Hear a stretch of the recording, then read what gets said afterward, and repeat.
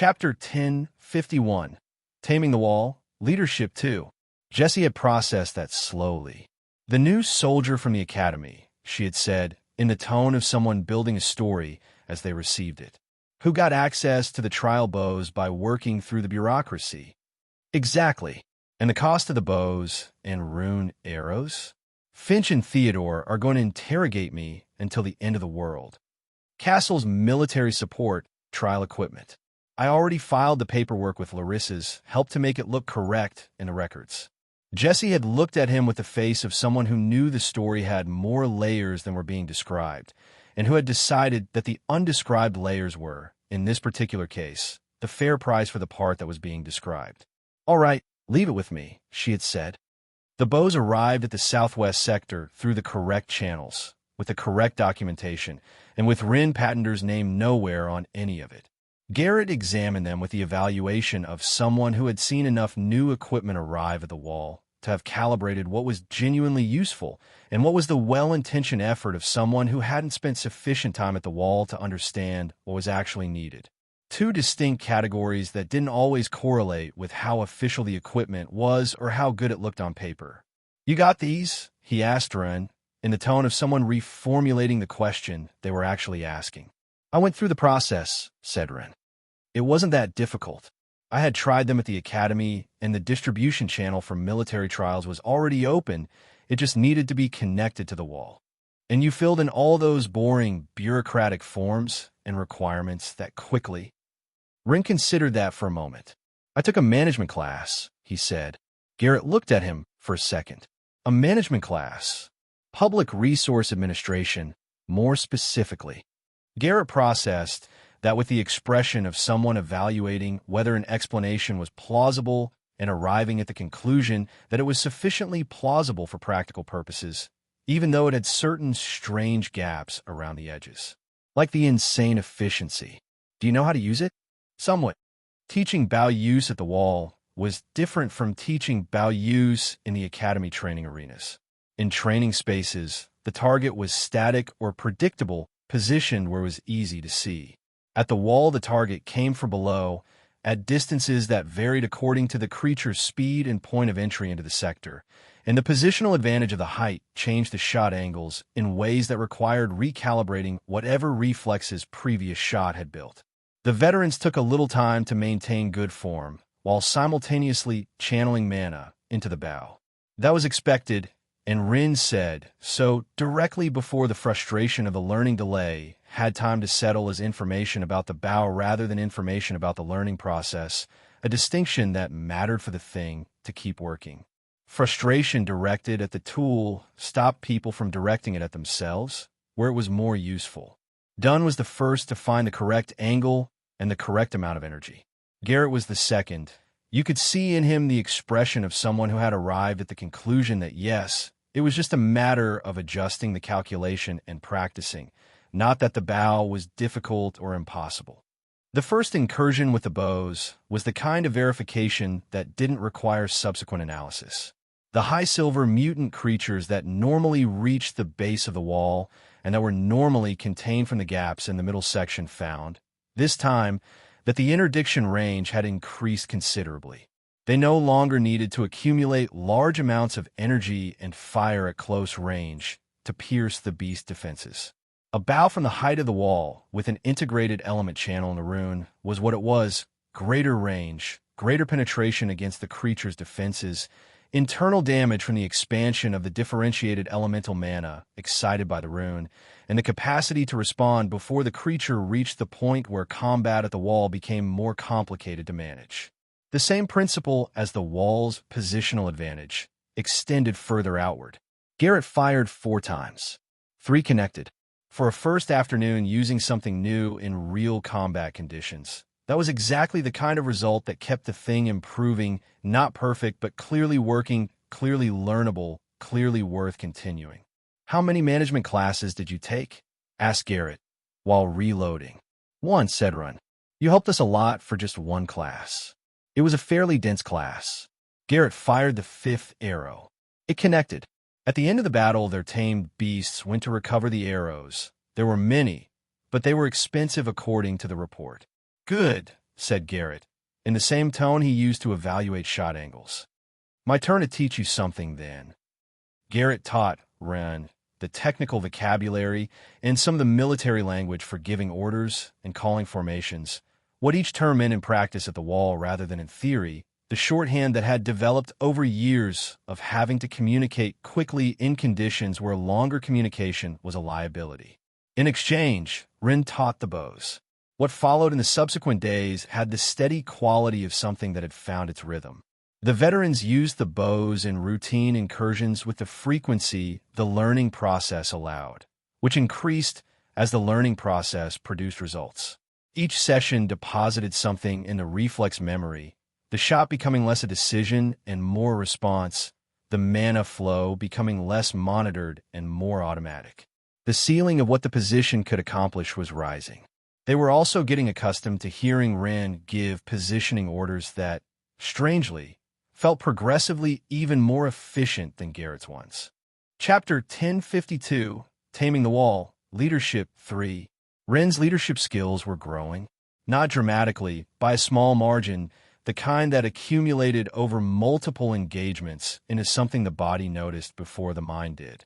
The conversations at the barracks table at night had a component they hadn't had before, comparisons of angles, adjustments in technique, the kind of technical exchange that happened when a group of people were learning something new simultaneously, and each one was contributing what they had found in their own iteration of the problem.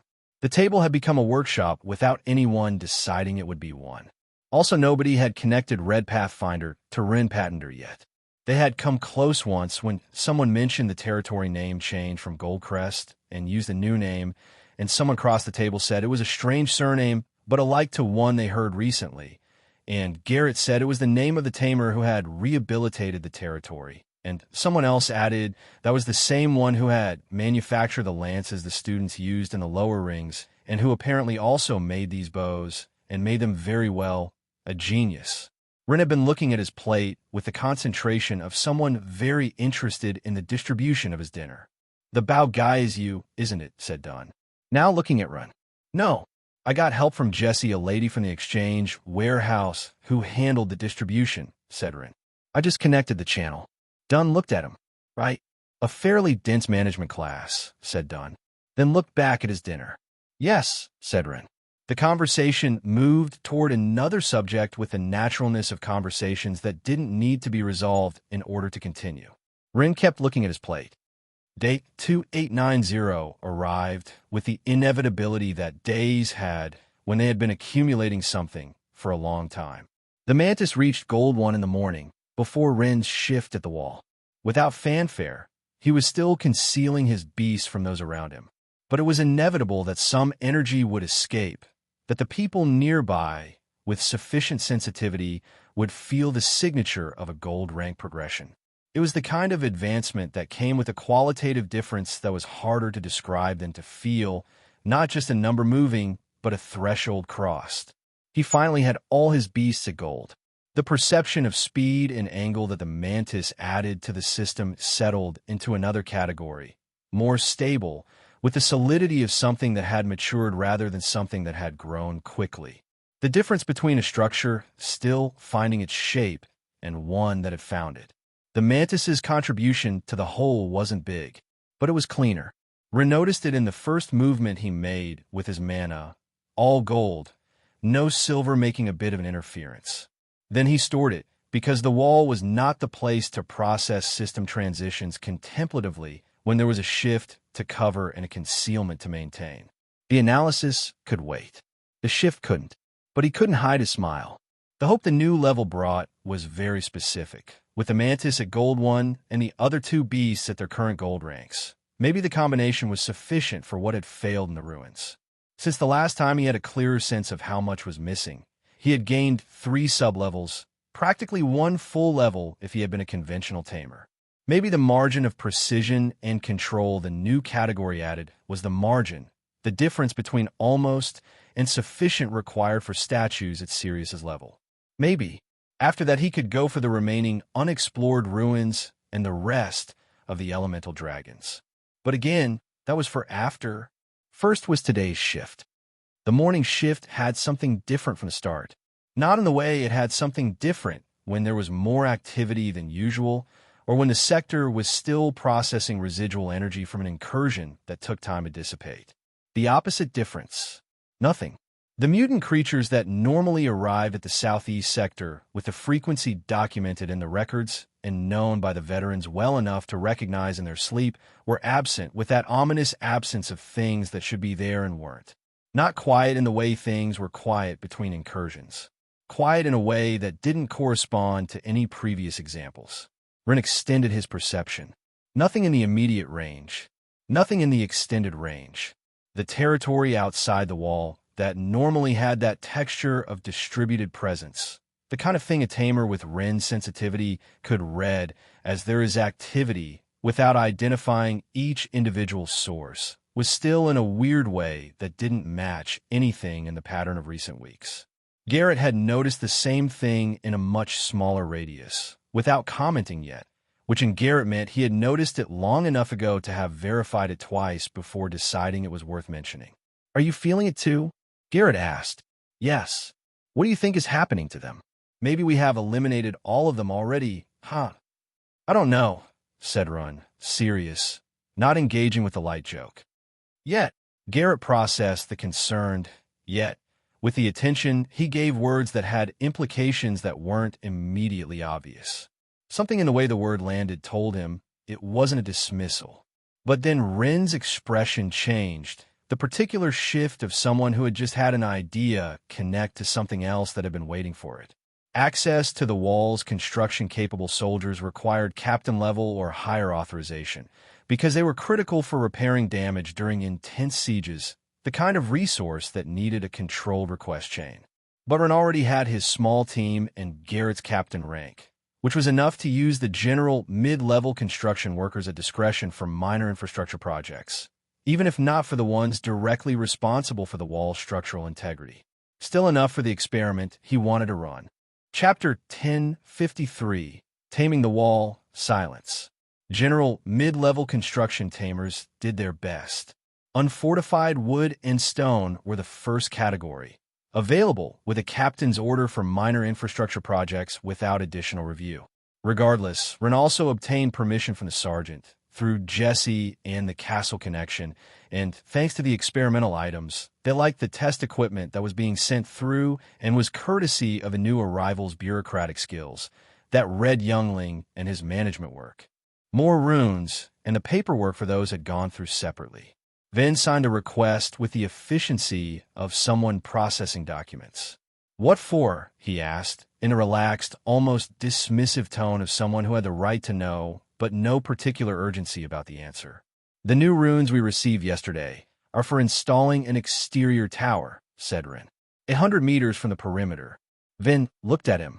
"Exterior to the perimeter." "Yes, 100 meters. To break the waves and defend our section more easily and automatically. Or that's what the new rune technology manual says." Vin held an additional second. "They're similar to the castle's trial runes in the arrows," Wren added. "I submitted another request for experimental materials for field testing.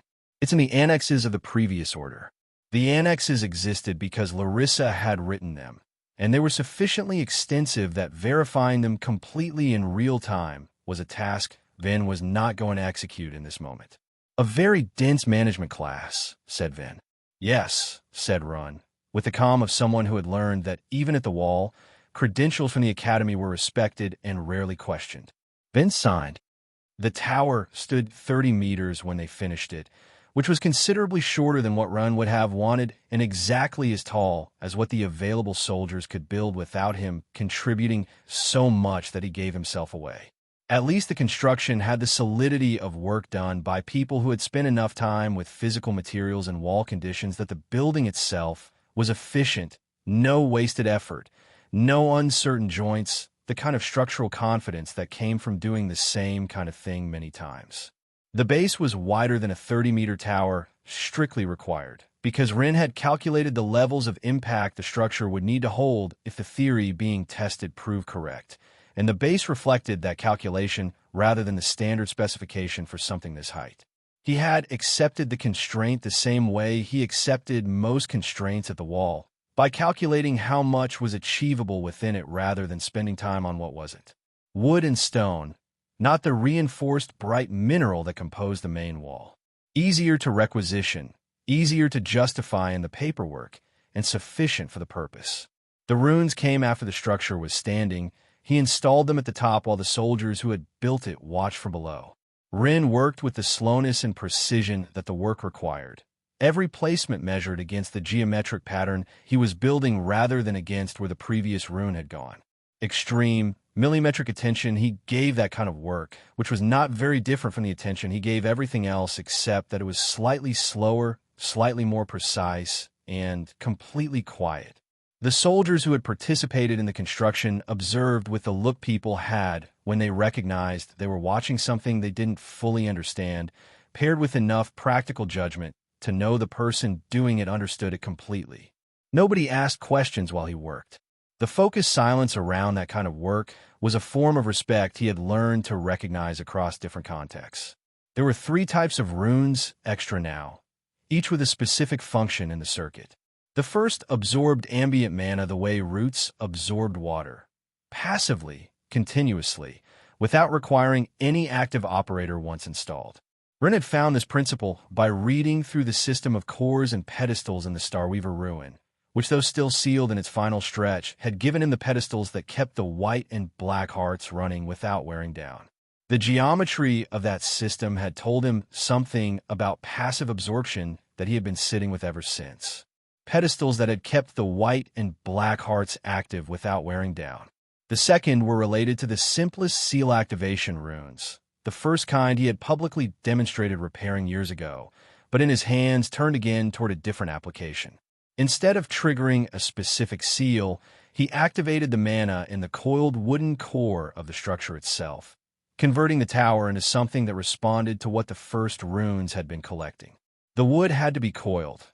This was not something the walls people understood easily, but it was needed for converting it into something that responded to the mana the first runes had absorbed.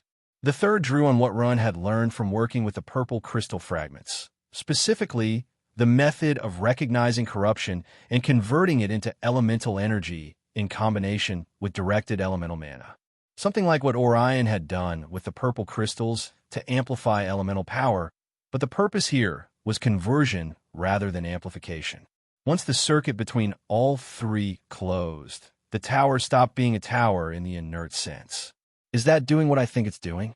Dunn asked, watching the first movements of roots working their way outward from the base. Slow, deliberate, searching the direction of whatever mana signature they had been told to follow. It feeds on the surrounding ambient mana from the top. I put it up high, so we won't approach it easily, since it pulls a little from our mana as well.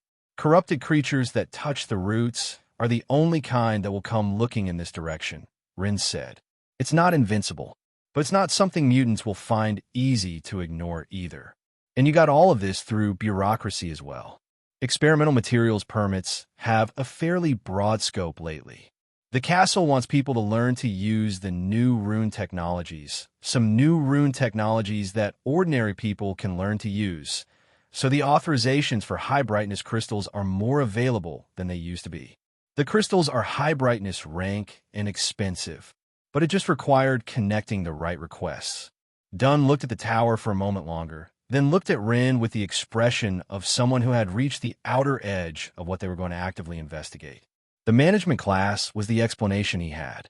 It would remain the explanation he used until something gave him a concrete reason to change it, and so far nothing had come close to that. They waited for the mutants. The tower absorbed ambient mana with the steadiness of something built for exactly that purpose, and the territory outside the wall, while not dense with it, was generating enough to keep the structure running indefinitely. The roots grew outward without stopping, feeling their way across the ground at the pace of something that had all the time it needed. The mutant creatures didn't come. The territory stayed quiet in a way that didn't feel like the quiet between incursions. Incursion quiet had a texture to it, a kind of held tension in the ambient mana that suggested things were present but not yet moving. This was different. The presence itself was absent. The the territory empty in a way that had no precedent in the recent pattern.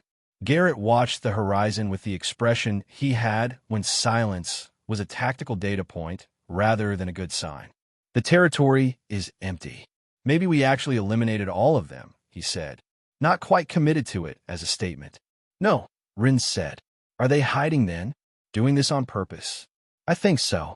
Garrett let that sit for a moment. Waiting for what? Rin had an answer forming, but it was incomplete, and an incomplete answer in this specific context was worse than no answer. It would direct attention toward a conclusion he wasn't ready to defend yet. I don't know yet, he said. Garrett accepted that with the patience of someone who had watched over the past weeks, that not yet from Red Pathfinder had a reliable follow-up within a few days. Fast enough that the wait had a foreseeable end. So he went back to watching the horizon. But a message arrived at midday, and it came through the wrong channel. A message arrived at midday, not the wall's standard communication lines.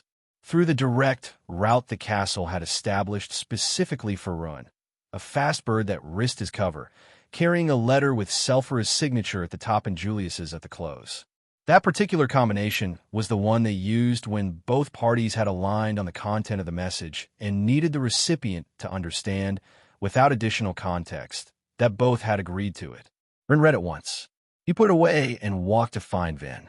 I need to leave with the strongest soldiers in the sector, he said. Vin gave him the standard look. How long? I don't know yet. Emergency in another sector? Yes. Chapter 1054, Taming the Wall. Silence, too. The emergency absence procedures were clear enough that Julius Dravenholm's signature on the message made the bureaucratic process shorter than it would have been otherwise. What was unusual was that the message had arrived directly to the new recruit rather than to Vin, which was not how the procedures were supposed to work, and Vin noted this without commenting on it. Maybe the kid was so good with the bureaucratic stuff that the castle found him more reliable? Vin thought with a new worry of losing his job soon. How many? Whoever can move now. Vin ran through the inventory he ran when calculating what the sector could release without losing the coverage it needed to function. 12, he said. 12, Rin agreed. He went to gather them. Outside, the new-made tower kept drawing on the plane's poor territory's mana, and the territory kept being quiet in the way things were quiet when they were waiting without any particular urgency about it. When the mutants they were waiting for were certain to arrive at some point. Rin noticed it on the way out, the combination of the empty territory and the message from the castle, and thought they were too coincidental to be coincidental. He had enough experience with things that lined up that neatly to know that thought was worth trusting. Carver's owl had the wingspan of a gold-rank beast, 30 meters, large enough that size had stopped being a consideration when carrying passengers and became instead a question about aerodynamically inconvenient cargo. Rin had no cargo to speak of outside his internal space, so he sat on the back with the mild discomfort of the first few minutes on a flight beast that wasn't his own, while his body negotiated the particular movement of something else's rhythm. The ground passed below them at the speed of urgency, without quite becoming the blur that maximum speed produced. He split his attention between the landscape and the thread of thought the message had started, which had stayed active since the moment he'd read it. A summons to the castle. If the emergency was another section of the wall under pressure, the logical response was to route directly to the sector that needed it. The wall already had protocols for exactly that. People with relevant capability were integrated into whatever sector required them. Coordination and sight managed the rest from there. There was no reason for the intermediate step of the castle, unless what the castle needed to tell him wasn't only about the wall, which meant the real emergency might not be the wall at all, or it was the wall in a form that required prior information the wall itself didn't have, which was a different shape of problem. Carver had been watching the horizon with the concentration of someone managing a flight beast at urgent transit speed. Without turning, "Do you know why they're calling us?" "Not yet," Rin said. Carver gave the nod of someone accepting that answer as complete, having learned that "not yet" from Red Pathfinder came with a figured it out on the other side within a reasonable interval. But the wait didn't do Carver much good this time. The castle separated the 12 soldiers from Run with the efficiency of a protocol designed for exactly the kind of division. each person directed toward one of the various waiting rooms in the military coordination wing, and Red Pathfinder guided at the end toward a different direction that his escort didn't describe.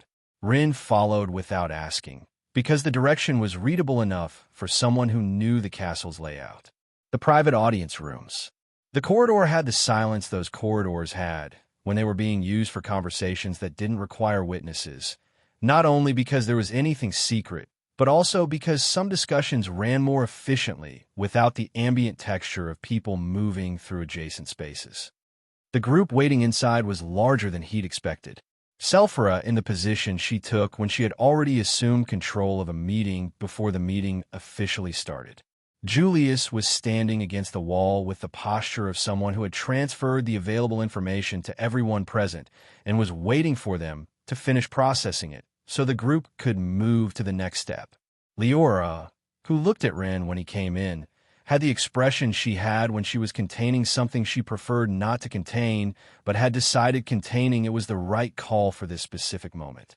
Lin, with the calm of someone who had received a mission and was carrying it with that serenity she had for things already decided, where the decision itself had used up whatever uncertainty there was to spend.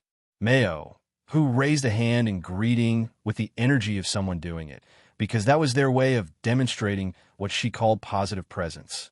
The 6 usual guards. Run read them automatically, the mana assessment running in the background the way it always did. Gold 3, all 6. Not double Tamers, which is a significant difference between them and combat Tamers at equivalent rank like Victor or Selphra, but Gold 3 without exception, which was not nothing. The earrings he had designed for Leora were still active in their usual positions, the runes doing what they had been made to do, still perfectly.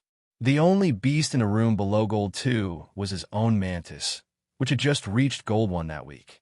Everything else was Gold 2 or higher, except Lin's crane, which the 1000-day method had brought from bronze to the practical equivalent of high silver in terms of output.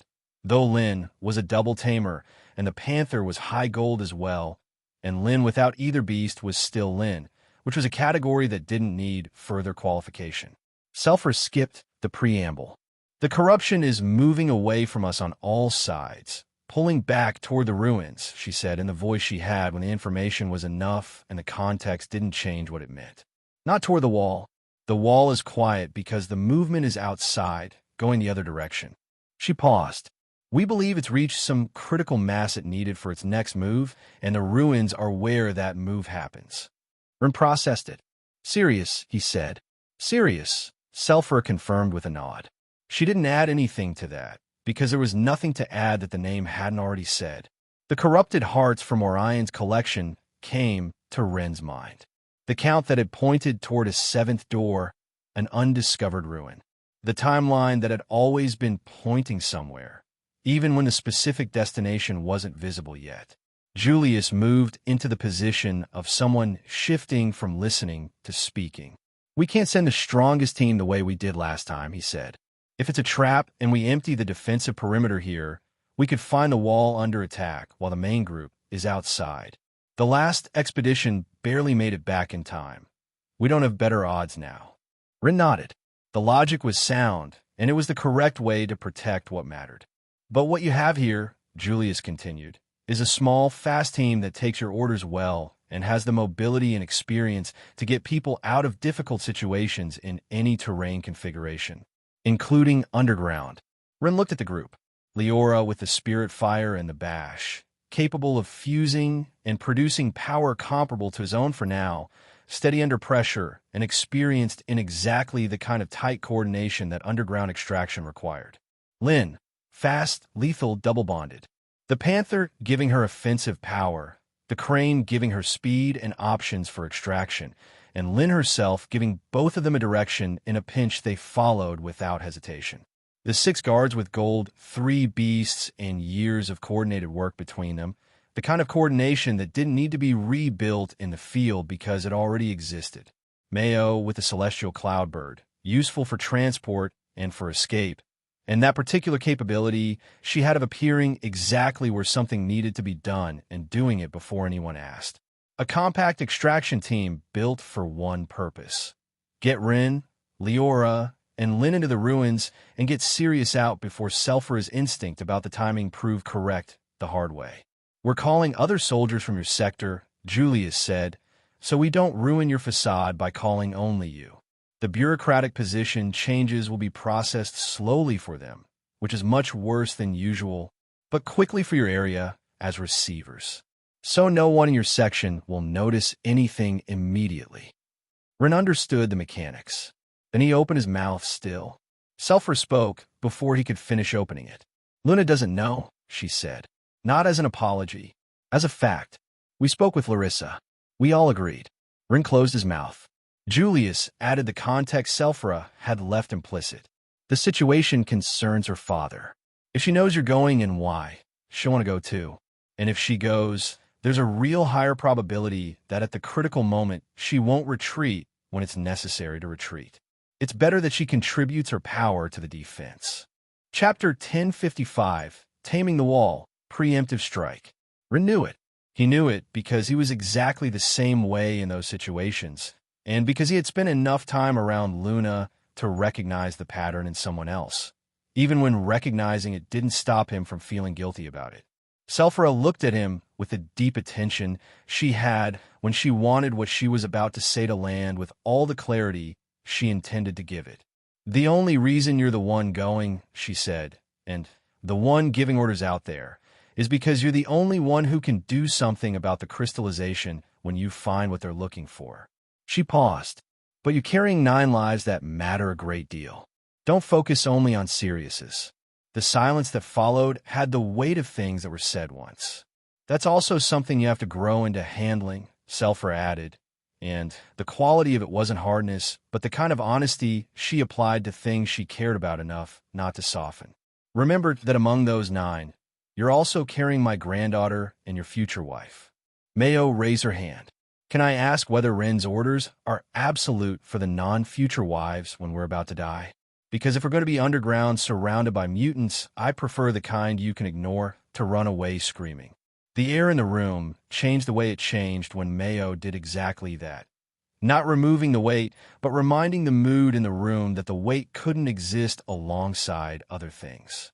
So now both were allowed to be present at the same time.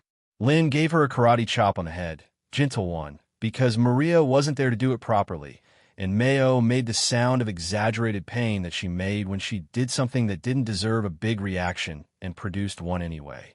The guards had the varied expressions of a group that had spent enough time with Mayo to have calibrated the different registers of her interventions, and had arrived at the collective conclusion that this particular one was the one she reserved for moments she felt needed ventilation.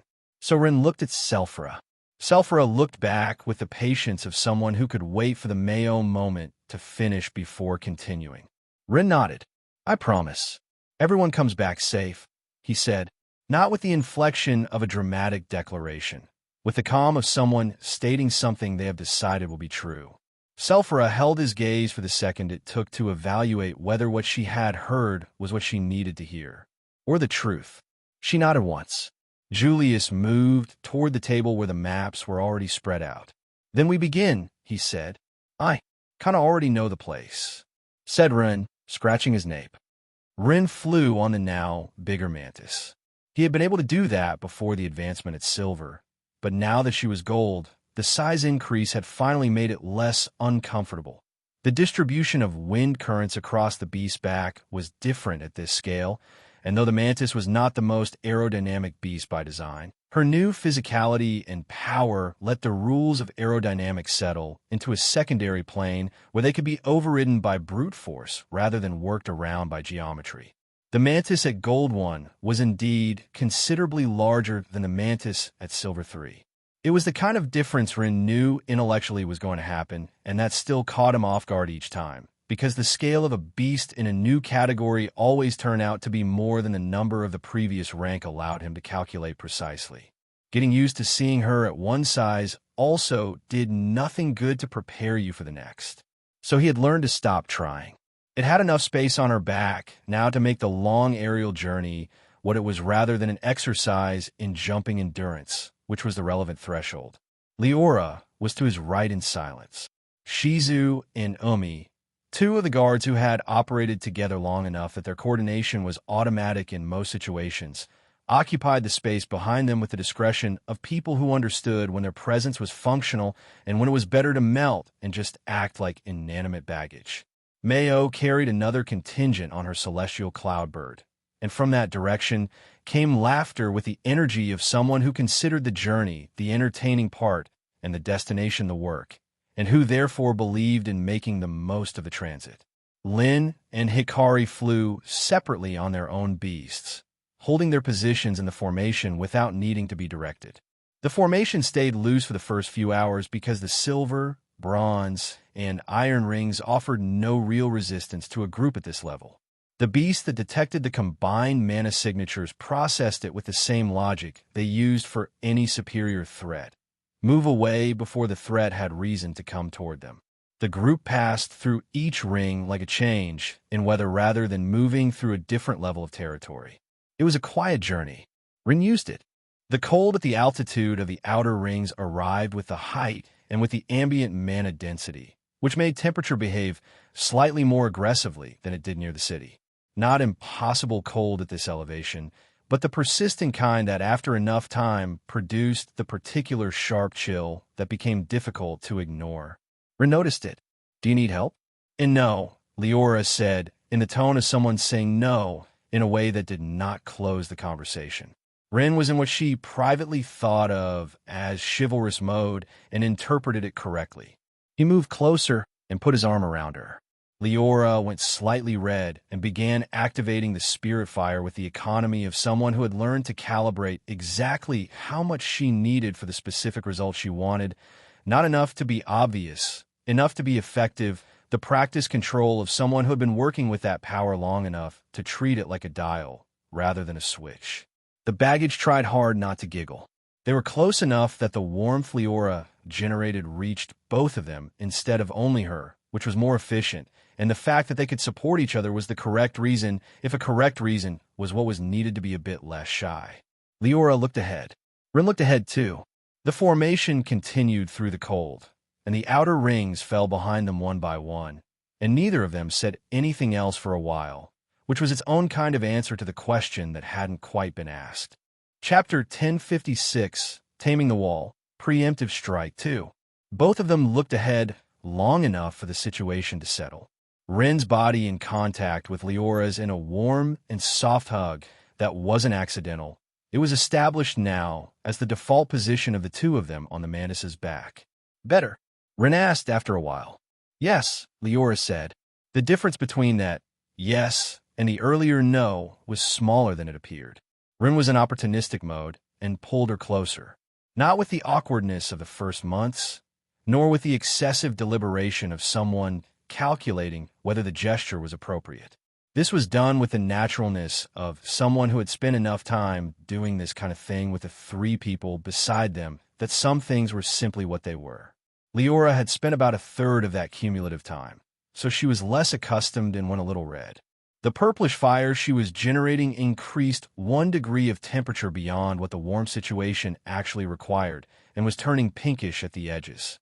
Shizu and Umi were watching the horizon with the feigned, monotonous attention of two people who had decided the horizon was the most interesting thing available at this particular moment. "If the three of us were here," Leora said, without elaborating. "Yeah, I'd be quieter," Rin said. "This is cheating, then." "It's not cheating." A pause. "It's just still easier for me this way." Leora considered that. "Isn't easier the same as cheating?" "No," Rin said. "Easier is easier, and would only be temporary, so brace yourselves." He pulled her close and bit her cheek. Leora didn't respond verbally, but her whole body trembled, a vibration that ran along her spine, and the spirit fire heat went up 1 degree. Rin counted that as a victory in the category of victories that were not mentioned out loud. The transition into the gold ring arrived through the mana senses before anything became visible. The silver beast that had maintained a respectful distance from them for the last several hours, reading the group's combined signature and deciding that big a power margin didn't favor them, fell behind. The gold beast that began appearing at the edges of the territory as the group moved forward operated on different logic. A gold beast didn't process the presence of another beast at comparable rank as an automatic reason to retreat. It processed it as information that required further evaluation. Evaluation that took longer than retreat. And during that time, harassment was the natural behavior. The formation tightened without anyone ordering it to. The coordination of a group that had done this before and knew exactly what the response was. Nobody needed to be told what the closing formation meant. But Goal 1 was still very manageable to pass flying. Goal 2 was a different conversation. The flying beast descended into the tree line, because holding the airspace in the Gold 2 ring cost more in warmth and sustained attention than the advantage of the elevation was worth. Too high, too cold. The ground offered its own complications, but it was the right trade.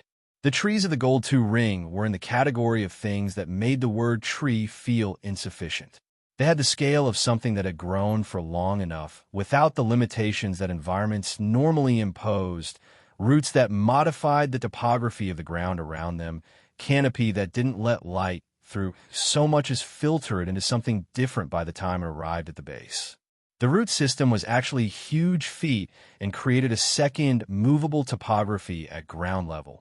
A landscape of ridges and gaps where something that wasn't paying attention could end up somewhere it didn't intend to be. Stay at the top of the base of the trunks, Rin said from his position, with the brevity of someone giving instructions the group already knew, but that the group needed to hear, so that following them was conscious rather than by inertia. Don't touch the ground between the roots. You can be stomped on or pulled from below. The soil between the roots responded to vibration with sprouts that had their own opinions about what walking above them deserved, and those opinions were not neutral. But one would have to make the conscious choice to jump down from the base of the trees, dropping 10 to 20 meters from the top of the roots to reach that soil. It wouldn't happen by accident to a group like this. The group's combined mana continued doing what it needed to do. Not aggressively. The presence of several gold-rank signatures in proximity, sufficiently notable, gave the beasts approaching out of curiosity the information they needed to arrive at the conclusion that looking with curiosity and taking action were two different things, and that in this case the second wasn't worth the cost. The advance was steady. The Gold 3 ring was different in scale from everything before it. The trees here made the Gold 2 trees retroactively seem reasonable. Some of the group's mana creatures moved with the heightened attention of a beast that had registered it was in territory where other participants operated at comparable level, not just nearby, but throughout the space. Present in the way the mana in the air was present. The beasts watching from the distance hadn't launched yet. They were the same kind that had once pursued Zhao with that annoying feline interest, but not stupid. They carried the instinct of something that had survived long enough to reach the rank they had reached, and that instinct included the capacity to evaluate when a target was worth the risk and when it wasn't. The advancing group had the signature of something that didn't fit the profitable calculation. Enough members at comparable level, moving with the coordination of something that had operated together before, without the particular kind of distraction that made vulnerable groups vulnerable. The beasts followed at distance with the patience of something that had time, and yet also the intelligence not to spend it on poor odds. The group advanced with the attention of something that couldn't waste time, but didn't need to run either. That balance was the correct pace. But what Rin had been registering throughout the journey wasn't the beasts. From the air, the rings had looked the way they always looked. Vegetation density, color patterns, the distribution of beasts across the territory. Everything within the ranges the records documented as normal. Nothing much that would have drawn attention from altitude. But from the ground, even the soil was different. Not visibly. Perceptibly for someone with the mana sensitivity Ron had and who had been using it for enough years that variations had become readable the way changes in air pressure were readable before weather shifted. That something present below the surface that wasn't supposed to be there distributed through the substrate in a way that grew more pronounced the further they went from the city. The corruption was in the subsoil even here, this far out. And further. It was distributed, filtered through the root systems of the beast that were acting as vegetation, present in that ominous way of things that gradually settled into a system, without the system detecting it as an invasion, because the process is slow and not painful enough. Looking at it now, the beast that stalked from a distance had that different texture if you knew where to look. Not corrupted in the sense of the mutants on the wall, but indeed still affected. The instinct that made them curious had an edge that the instinct of any other pure gold 3 wouldn't have had if not slowly affected by it. Ren noted it down on the mental map he'd carried since they'd entered the first ring. Much worse than initially expected. From above, normal. From below, very different. Numbers should be on another level too. The other problem was the information that didn't appear in any official report, because official reports were made mostly by scouts from above, and from above things remained as they had always been. He told Lin and Leora what he had noticed during the brief exchange between sectors that the advance allowed. Lin listened with the attention she paid to tactical information that changed the assessment of a territory. How much? Leora asked. I don't know if it's enough to change what we're going to find in the ruins, Ren said. But it is enough so that we don't arrive assuming the problem will be the same as always. Lin and Leora processed that. Good, Lin said. And she said it with the tone he had when good meant that the information had arrived and had changed something about how she was going to proceed. The group continued advancing. The trees remained the huge trees, but now Ren was sad for them, since beneath them, in the underground and in the roots that reacted to the vibration, something that had been settling in for some time, remained taking them on its claws little by little. Chapter 1057, Taming the Wall, Preemptive Strike 3. The corruption increased as they drew closer, installed gradually across the territory with the ambient pressure of something that was no longer any single source, but the combined background of many small ones that had found the same channel. It had been building without announcement, like the difference between hearing a sound and hearing the silence that remained after the sound stopped, but in reverse. A sound you began registering as you approached, which by the time you recognized that you had been hearing long enough not to know exactly when it started. Ren had caught it at the gold 3 border, because he had the range to read the more marked difference. But by now, in the open territory approaching the ruins, there was no ambiguity about it. The group had sharpened. The attention each person was paying to the territory had changed. That particular shift that happened when people who knew what they were doing understood that it was time. We can't engage the 8-part artifact, Ren said, when the perimeter of the clearing he remembered was close enough for its general shape to be visible through the trees. If the pieces are separated and fewer than half appear at once, we manage it. If they're together or the full structure has already formed, we pull back. He paused. I'm not confident we can handle the full one in our current configuration. Lin processed that with the brevity of someone who had received the information they needed. The guards nodded with the coordination of a trained group. What counts as together? Mayo asked, in the tone of someone asking a genuine technical question. 5 and 6 separated is still fight as long as they don't merge. Yes. Only if you're feeling them as one presence instead of several, Ren said. At that point, regardless of what else is happening, we leave. Mayo set aside her usual jokes for a moment and nodded. The clearing became fully visible between the trees. It was not the clearing Ren remembered. The clearing he remembered had an opening in the ground, the entrance to the ruins system below, through which the mantis had barely fit without disturbing the sprouts at the edges. The corpse of the massive beast that had occupied this area when Zhao and the mantis first found it still lay at the center of that opening, its scale making the surrounding territory difficult to process correctly. What was here now was different in every dimension that mattered. The corpse was still recognizable in its general structure. The distribution of what remained of the exoskeleton provided its original dimensions as a reference. But the center had been destroyed rather than consumed, with the specific kind of edges that were left when something had been forced inward rather than broken down from within, the irregular marks of something to which parts have been torn rather than the clean dissolution of energy departing a system. The difference was legible to anyone who had seen both. The corruption lines were very visible. not in the sense of glowing decoratively. They glowed the way things glowed when they contained active energy, and that energy was the kind that produced luminescence as a byproduct of existing, not as a deliberate signal. Lines radiating from the central opening, having advanced into the interior of the corpse over what must have been considerable time. The corruption's reach had consumed greedily, working inward from its entry point through the massive body. The opening in the ground was considerably wider than the one Zhao or the mantis had found. Run read the discrepancy between what he remembered and what he had in front of him. Thousands of mutants in transit, he said, more to himself than to the group, though the group heard it. Enough of them to mechanically expand the entrance. They probably didn't excavate intentionally. Too many bodies passing through the same point for long enough, in numbers that the sprouts couldn't consume fast enough. The soil displaced rather than dug. It was the explanation that matched the patterns he'd been reading in the ground since they entered the clearing. Is that good or bad? Shizu asked. More convenient for entry now, Rin said. The golden sprouts are at the edges where the soil wasn't disturbed as much. The center of the opening is considerably clearer. Lin was studying the corpse with the attention of someone reading a battlefield after the battle had ended.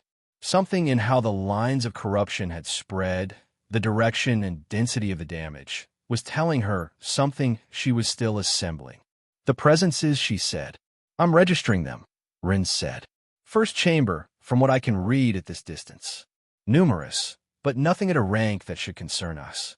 Low silver, very manageable. So, we ready to go swimming in mutants? Mayo said. Rin looked at the opening. In the second before giving the instruction, he thought about Luna. Not in any elaborate way. Just the simple fact that Luna didn't know they were here or why, and that the reason she didn't know was exactly the reason Rin was here instead of at the wall as Red Pathfinder, covering position 17 during Garrett's shift. Sirius had been in the 10th chamber of the underground system for years, in the state he had been in since the decision that had put him there.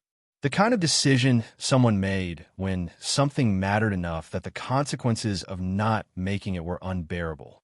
Rin understood that. He had no intention of failing Luna with the things that were within his control. Flying beast for the descent, he said. We glide down the center, slow enough that the perception can update as we go. If anything changes in what I'm reading, we stop. The group reorganized with the efficiency of people who had already processed the instruction before it arrived, because it was the instruction the context made predictable. The flying beasts extended their wings above the opening. The heat rising from below had the specific quality of underground spaces, the constant temperature of stone that didn't change with seasons. They descended. Chapter 1058, Taming the Wall, Preemptive Strike 4. The first 10 meters were silent as the darkness gave ground when the light from Hikari's beast was pushing it downward as they went. The walls of the widened opening carried the marks of the bit that old transit Rin had read from above. Not the marks of deliberate excavation, but of many bodies passing through the same space, compressing and displacing rather than cutting or digging. The number of mutants must have been insanely high. The entrance to the first chamber was below them. The presences Ron had read from the surface were clearer now. The first one seemed weak, the kind of mutant left in the rear when the main movement had already passed through, different from the kind that came in an active incursion. They were just there without the urgency of something in motion, with the diffuse presence of something occupying the space, simply because the space was available. The first chamber was more a logistics problem than a combat problem. The golden sprouts that had made the external descent require carefulness, and sustained attention couldn't penetrate the ruined walls. That was one of the specific properties of the material composing ancient structures, a resistance that didn't correspond to any mineral in conventional classification, which produced the practical effect that what happened inside the ruins and what happened outside operated as two systems that didn't communicate through the walls. Whatever grew and moved and consumed in the surface world stopped at the stone boundary. The enormous gold 3 growths didn't fit through the first door in any case. It was the narrowest opening in the sequence, like designed for something else entirely. What was inside were the mutants, large but not that large to be unable to pass. Low silver, the great majority. in numbers that made the first chamber dense in a way that left almost no empty space in the underground area. The concentration of presences building up from things that had been the same place for long enough without having any reason to move. Yet they were active despite this. The group saw them before the mutants fully processed that the group had arrived. "Are they hugging each other?" Mayo asked, with the tone of someone who had noticed something strange and was trying to make it entertaining. They did look strange, more active than the situation required, like they were trying to be on top of each other, and they had damage marks. Not the marks of combat against human defenders, the kind they normally accumulated at the wall. These were the marks of something that had attacked to eat, with the specific shape of bites that only another member of the same species produced, and with absences of tissue that corresponded to parts that had been consumed rather than simply damaged. Consumed because they were nowhere to be seen. "They're eating each other," Leora said. "And they appear to be doing it systematically," Rin said. "Not out of desperation, as if something ordered them to eat without fleeing or defending themselves." The distinction mattered. Animals that ate each other out of desperation did so when the environment left no other option, but they defended themselves and reacted to pain. What he was seeing here had no defensive reaction, and the organization of it suggested something that had occurred with enough frequency for the survivors to carry multiple layers of marks, which meant the process wasn't recent and wasn't an event but a state. An ongoing selection, not a crisis response. "We can't understand everything in the first chamber," Lin said from the air before touching down. "We better clear and advance." It wasn't an instruction that needed additional motivation. The mantis activated the wind element with the efficiency of her new rank, the improvement perceptible in the first movement. Greater range, greater precision, lower cost per unit of result than Silver 3 had allowed in Wei's run had been noting from his wall defense position for weeks. The wind blades she produced weren't the most visually impressive output available, but they were exactly correct for a space where the chamber width made area coverage more relevant than individual power, and the mantis at gold knew the difference. Leora's spirit fire came from the other axis. Not the ordinary fire that consumed oxygen, but the spiritual kind, which had that quality of purification that made mutants with unstable internal corruption respond to it differently from conventional flame. The ones that came into contact with it didn't simply receive damage. Something in their corruption system responded to the contact and accelerated the collapse of whatever was holding them together. The internal structure failed faster than the external structure. The combined result of the two techniques reduced what would have been 20 minutes of close-range clearing to something considerably shorter. The kind of efficiency that came from two outputs that were each effective individually and happened to amplify each other in the overlap. The guards and Lin covered the flanks with the coordination of a group that didn't need additional instructions to know what their function was in a formation they had already discussed. The first chamber cleared. The second chamber was the same situation with one variable changed. Silver mid-rank. The same cannibalizing marks. The same kind of concentration that mutants produced when they had been in the same space long enough, following the same order. Still not a challenge in the sense of requiring anything different from the group. But the base level was different, and that difference showed not only in the resistance they offered, but in how they responded to being attacked. The low silver had reacted with the simple reactivity of something operating on basic instinct. These had something slightly more organized, the kind of response that indicated something in the system was providing minimal coordination rather than each individual operating independently. Not enough to make them difficult, enough for Ren to take note of it. "Someone or something is giving them structure," he said, while the second chamber cleared with the same efficient process as the first but took marginally longer. "What they have is an instinct." "Selthea?" Leora asked. "It fits," Ren said. The ruin as a controlled space. The mutants as test material. Nobody in the group found that comforting. It also didn't change what they had come to do, so the group continued. Third chamber. High Silver. Chapter 1059. Taming the Wall. Preemptive Strike 5. The difference was visible before the combat began, and how the mutants occupied the space. Not the chaotic concentration of the first chambers, but a distribution with something resembling the positioning logic of creatures that had survived long enough in a selection system to have learned, however primitively, how to be in a room with others trying to be in the same room. The weakest ones at the edges, the strongest toward the center. The cannibalizing had weakened them here too, but the weakening was less pronounced than in the earlier levels. Leora's spirit fire covered the left sector of the third chamber, and in the margin of attention Ren could give it while managing the right sector with the mantis, he observed something he filed away. The mantis at Gold 1 produced a synergy with the spirit fire that hadn't been available at Silver 3. The cutting power of the wind of the new rank was compatible with the propagation of the spiritual flame in a way that made the two techniques amplify each other in the area where they overlapped, each one creating conditions that made the other more effective.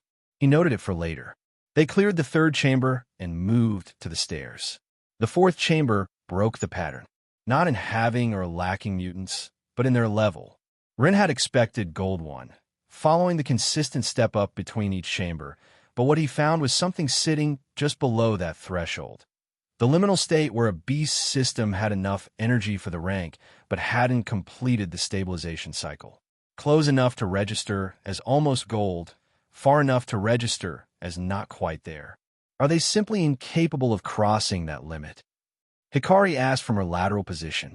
They can cross it because I've already seen them do it, Ren said. And they've improved. Before, there were fewer mutants per chamber, and the progression between levels was roughly half as fast. Something had accelerated. Whatever was managing this process had gotten better at it.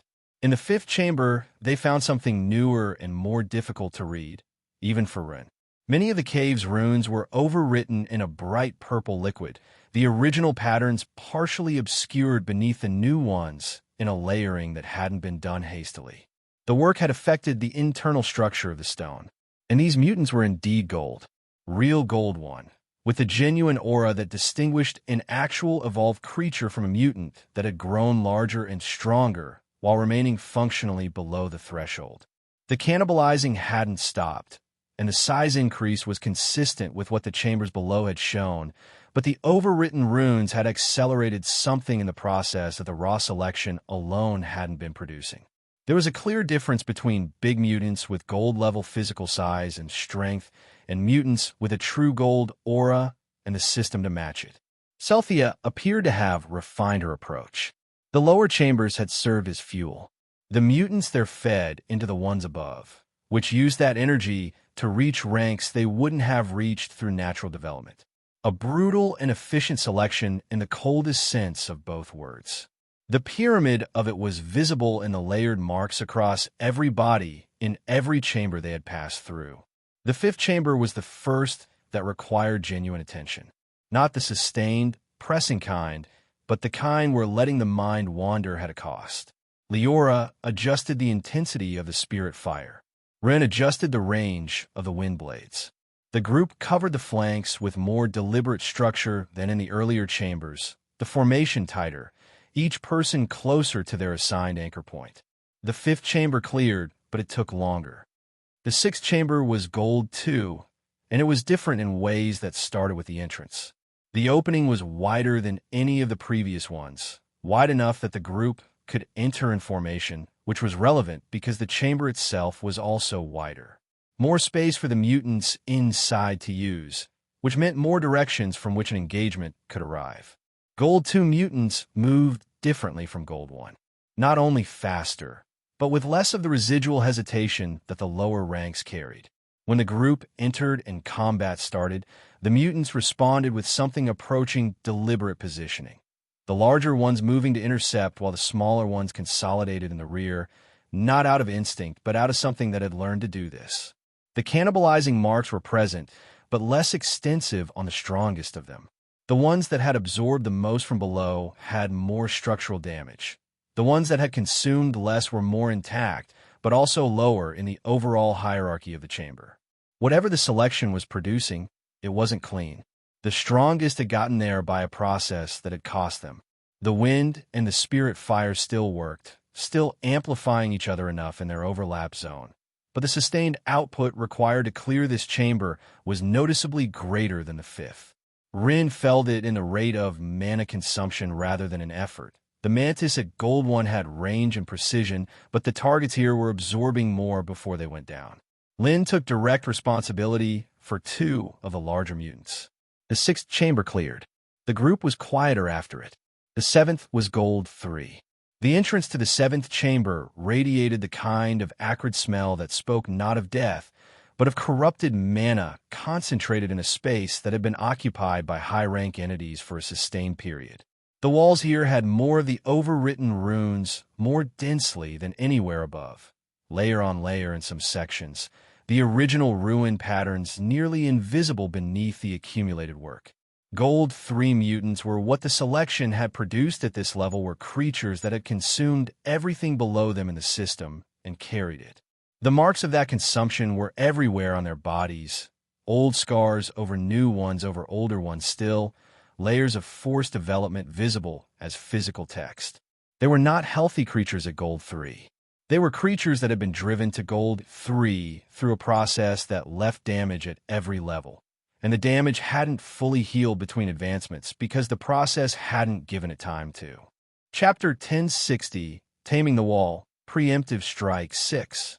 Leora's Spirit Fire intensity was different from the Spirit Fire at advantageous operational intensity.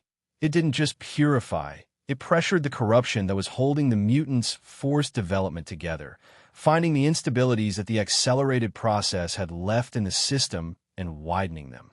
The Gold 3 mutants that took a direct hit from the Spirit Fire didn't simply take damage.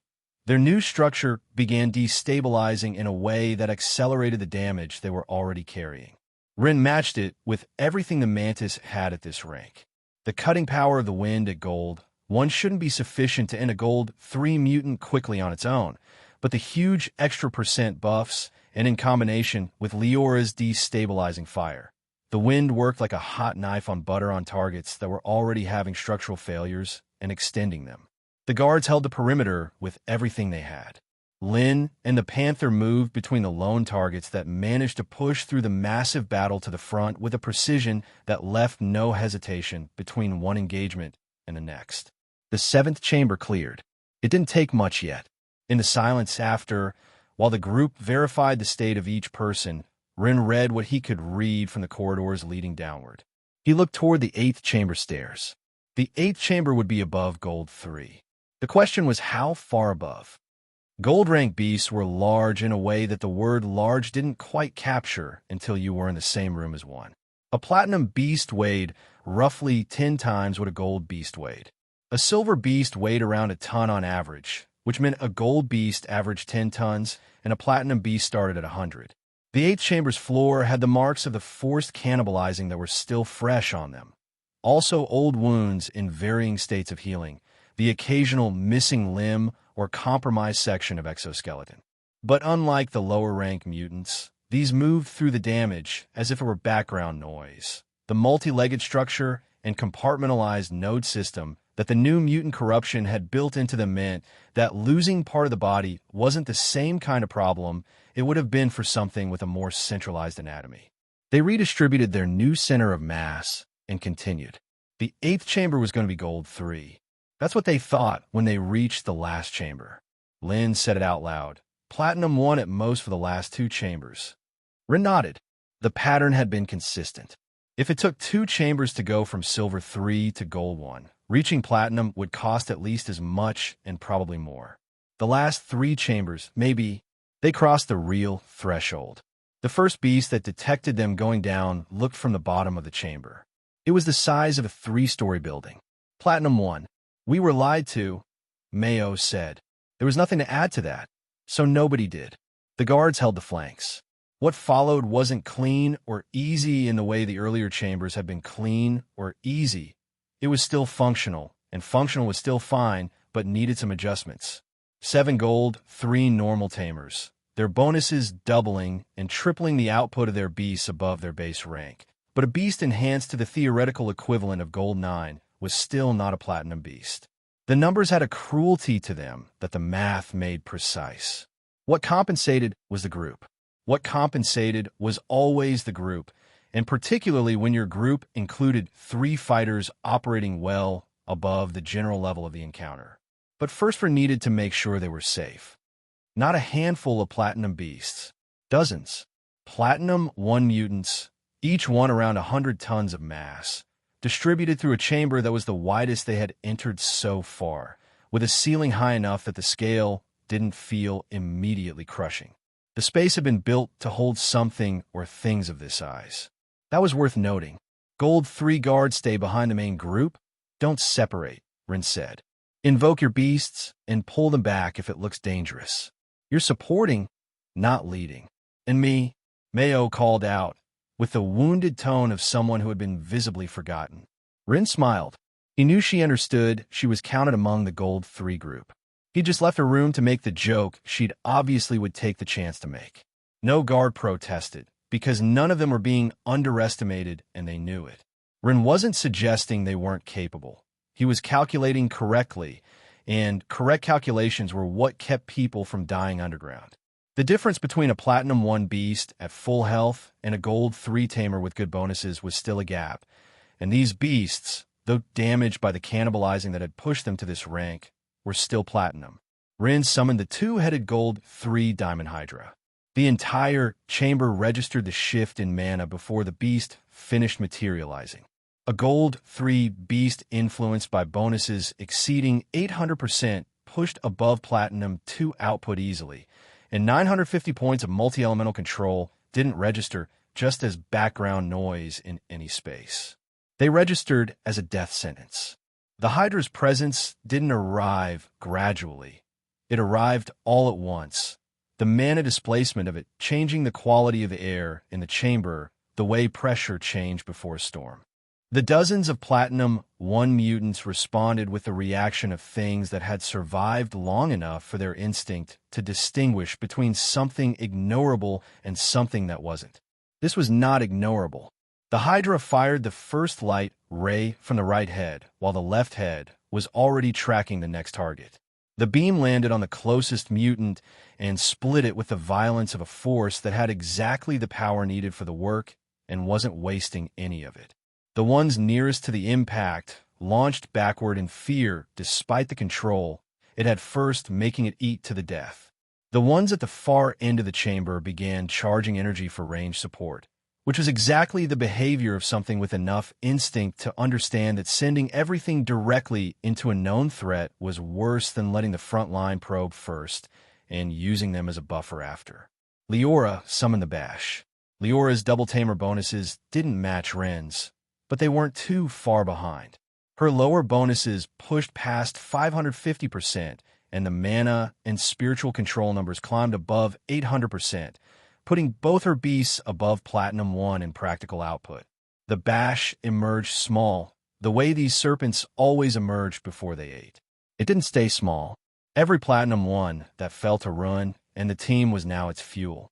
The bash processed that combustible with the efficiency of something built for exactly this purpose, and as a secondary benefit it denied the cannibalizing mutants their primary fuel source, while a small application of spirit fire neutralized the accumulated corruption in the serpent's system before it could cause problems. The bash grew, kept growing. By the 3rd minute, it was twice the size of what it was attacking. And from that point, the dynamic of the chamber shifted because the bash had its own weight in the calculation. Lin released the Royal Panther Lizard. The gold rank beast was what it was. Not the most impressive raw power in the group. Not what anyone would have named as the deciding factor in a fight at this scale. But Lin guiding her Lizard Panther was the combination of a specific kind of long practice. And long practice produced an efficiency that raw power alone couldn't replicate. Lin's bonuses hovered around 400% overall, the 1,000-day method having pushed the crane's contribution to a meaningful additional 100% on the full base. For Lin, having power similar to or slightly above her opponents was always sufficient to humiliate them with the gap in technique. The Lizard Panther hit the most densely packed flank of the near wall with the kind of agility and body control that made it look like the mass of its opponents was a burden and not a power, a useless trait it had dismissed ahead of time. It moved through them without receiving a single counter hit, sank the bladed tails into 3 bodies simultaneously, and released the internal fire at contact. All 3 Platinum 1 mutants boiled from the inside at once. The damaged Platinum 1 mutants lasted longer than anything below them had. Several minutes of genuine intensity, the kind of engagement where losing focus for a second meant something. Not unbearable, but not the systematic efficiency of the earlier chambers. When the chamber went silent, Run gave the group 10 minutes and used that time to look at the walls.